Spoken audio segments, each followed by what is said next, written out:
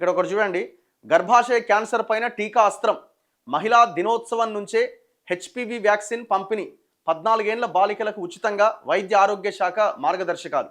So కేంద్రం ఆ, ఈ ఈ సర్వైకల్ క్యాన్సర్ సంబంధించిన వ్యాక్సిన్ని అందుబాటులోకి తెచ్చింది. అన్ని రాష్ట్రాల్లో ఇస్తున్నారు.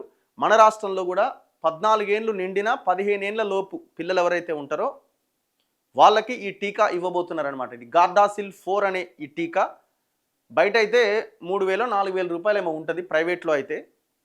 సో ఈ వ్యాక్సిన్ని కేంద్రం ఉచితంగా అమ్మాయిలకు ఇస్తున్నది. ఇది గర్భాశయ ముఖద్వార క్యాన్సర్ అంటారు దీన్ని, సర్వైకల్ క్యాన్సర్. ఈ క్యాన్సర్ రాకుండా ఇది కాపాడుతుంది. ఎందుకంటే ఈ దేశంలో మహిళలు ముఖ్యంగా ఈ సర్వైకల్ క్యాన్సర్తో ప్రాణాలు కోల్పోతున్న వాళ్ళ సంఖ్య కూడా చాలా విపరీతంగా ఉంటున్నది. సో చివరి దశ వరకు ఆ క్యాన్సర్ వచ్చిందని కూడా తెలియదు చాలామందికి.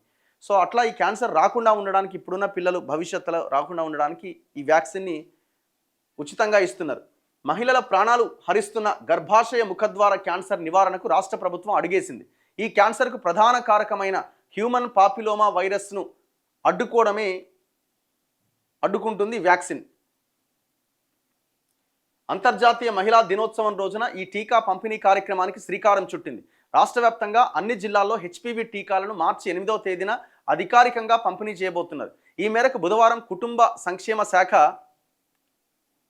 కమిషనర్ డాక్టర్ సంగీత సత్యనారాయణ జిల్లాల వైద్యాధికారులకు స్పష్టమైన ఆదేశాలతో పాటు ఈ వ్యాక్సినేషన్ ప్రక్రియకు సంబంధించిన సమగ్ర మార్గదర్శకాలు విడుదల చేశారు. కేంద్ర ప్రభుత్వ సూచన మేరకు ఈ కార్యక్రమాన్ని రాష్ట్రంలో 2 దశల్లో అమలు చేయబోతున్నారు. మొదటి దశను ఈ నెల 8వ తేదీ నుంచి ప్రారంభించి 3 నెలల పాటు క్యాంపెయిన్ మోడ్లో ప్రత్యేక డ్రైవ్ నిర్వహిస్తారు. ఆ తర్వాత దీన్ని సాధారణ వ్యాక్సినేషన్ ప్రక్రియలో భాగంగా ఇమ్యునైజేషన్ ప్రోగ్రాంలో విలీనం చేస్తారు. అప్పటి నుంచి ప్రతి బుధవారం శనివారం ఆసుపత్రుల్లో ఈ టీకా అందుబాటులో ఉంటుంది. సో రెగ్యులర్గా ఉంటుంది అన్నమాట. ఇక ఆ తర్వాత